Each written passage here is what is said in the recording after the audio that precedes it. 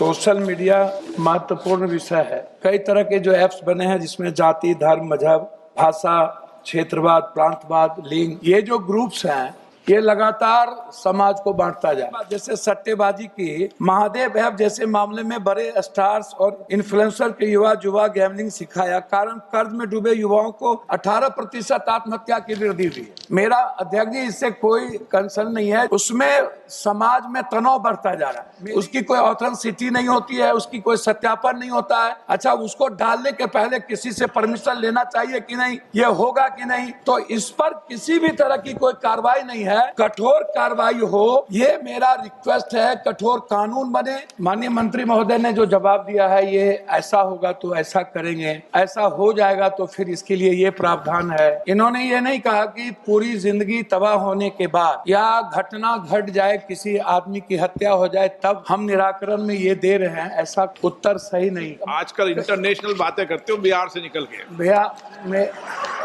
अब आप बिहार को तो वैसे ही मेरा रिक्वेस्ट इसमें क्या है, सरकार को जो अच्छा लगता है तो वो सोशल मीडिया उनके लिए सही है। अध्यक्ष महोदय, सोशल मीडिया महत्वपूर्ण विषय है और आज देश के हर व्यक्ति के जीवन में सकारात्मक या नकारात्मक दोनों दृष्टि से ये जीवन को प्रभावित करता है। खासकर देखा गया है युवाओं में कई तरह के जो ऐप्स बने हैं जिसमें जाति, धर्म, मजहब, भाषा, क्षेत्रवाद, प्रांतवाद, लिंग, ये जो ग्रुप्स हैं ये लगातार समाज को बांटता जा रहा है, जिसमें सोशल मीडिया है, मीडिया है। माननीय मंत्री महोदय ने जो जवाब दिया है, ये ऐसा होगा तो ऐसा करेंगे, ऐसा हो जाएगा तो फिर इसके लिए ये प्रावधान है। इन्होंने ये नहीं कहा कि पूरी जिंदगी तबाह होने के बाद या घटना घट जाए, किसी आदमी की हत्या हो जाए, तब हम निराकरण में ये दे रहे हैं। ऐसा उत्तर सही नहीं।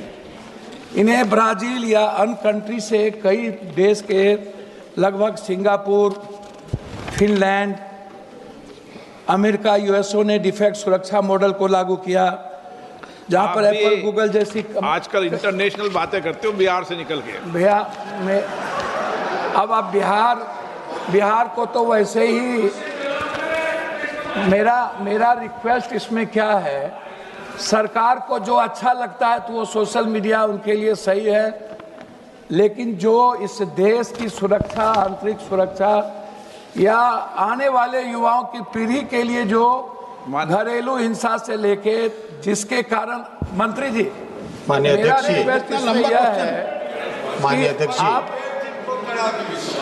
आपको देंगे, आपको देंगे, सप्लीमेंट्री देंगे, आपको सप्लीमेंट्री देंगे आपको।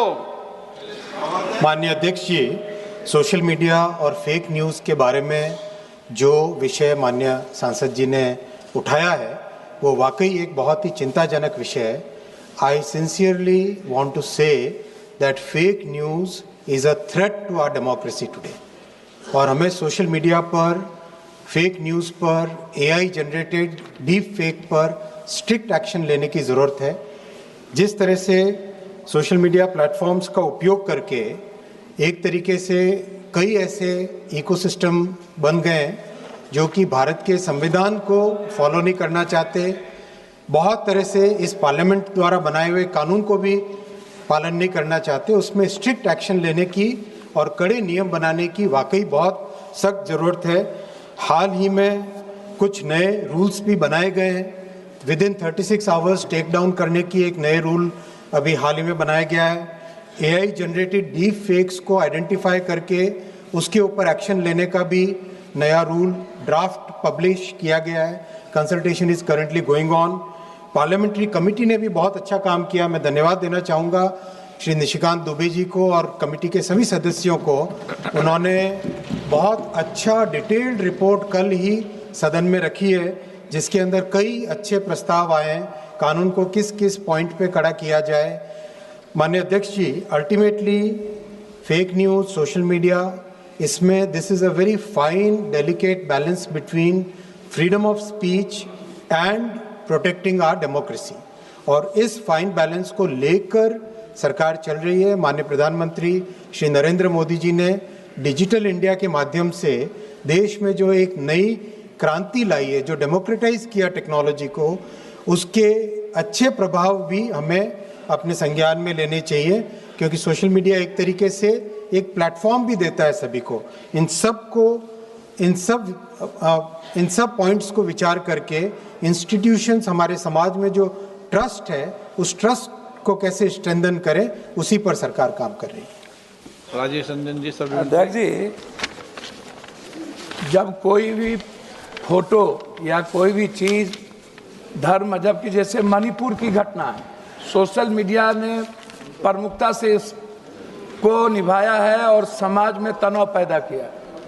कोई भी फोटो अपलोड करने के पहले, जैसे एआई में टाटा या बड़े बिजनेस में, ये प्रश्नकाल पूछो, प्रश्न पूछो आप। मैं वही कह रहा हूं अध्यक्ष जी कि जो लगातार मैं उसी बात, जैसे सट्टेबाजी की, महादेव ऐप जैसे मामले में बड़े स्टार्स और इन्फ्लुएंसर के युवा गैम्बलिंग सिखाया, कारण कर्ज में डूबे युवाओं को 18% आत्महत्या की वृद्धि हुई है। मेरा अध्यक्ष जी इससे कोई कंसर्न नहीं है। देश के युवा, आने वाला जो युवा है और जो सामाजिक और पारिवारिक स्थिति है, उसमें समाज में तनाव बढ़ता जा रहा है। मेरा प्रश्न सिर्फ इतना है कि हम किसी भी चीज़ों को जब किसी भी चीज़ों पर अपलोड करते हैं और बाद में वो न्यूज़ चैनल उसको उठा करके जिस तरीके से गलत तरीके से समाज में भ्रम को पैदा करता है, उसकी कोई ऑथेंटिसिटी नहीं होती है, उसकी कोई सत्यापन नहीं होता है। अच्छा, उसको डालने के पहले किसी से परमिशन लेना चाहिए कि नहीं, ये होगा कि नहीं, तो इस पर किसी भी तरह की कोई कार्रवाई नहीं है। कठोर कार्रवाई हो, ये मेरा रिक्वेस्ट है। कठोर कानून बने और किसी भी तरह के गलत वीडियोस को डालने के पहले उसके बारे में जरूर कोई कानून। माननीय अध्यक्ष जी, माननीय सांसद जी ने जिस तरह से ऑनलाइन बेटिंग की बात की, मैं आपके माध्यम से सदन को एकदम स्पष्ट तौर पे कहना चाहूँगा, प्रधानमंत्री श्री नरेंद्र मोदी जी ने इतना कड़ा कानून बनाया है ऑनलाइन मनी गेमिंग को रेगुलेट करने के लिए, और उसके कारण देश में करोड़ों परिवारों को उसका बेनिफिट मिला है। जिस तरह से एक कैंसर की तरह ऑनलाइन मनी गेमिंग का प्रचार हो गया था, सब तरफ एक प्रसार हो गया था उसका, और स्प्रेड होने के बाद समाज में एक बड़ी विकृति आ गई थी, उसके ऊपर कड़ा कानून बनाया है। और प्रधानमंत्री श्री नरेंद्र मोदी जी की सरकार किसी भी कड़े से कड़े स्टेप को लेने से पीछे नहीं हटती है। नेशनल दस्तक की आपसे गुजारिश है कि अगर इसको बचाना चाहते हैं तो नेशनल दस्तक को सब्सक्राइब करने के लिए रेड कलर के सब्सक्राइब बटन को दबाएं, फिर बेल आइकन की घंटी दबाएं। नेशनल दस्तक को बचाने के लिए बहुत जरूरी है कि हर खबर को शेयर करें, लाइक करें, कमेंट जरूर करें।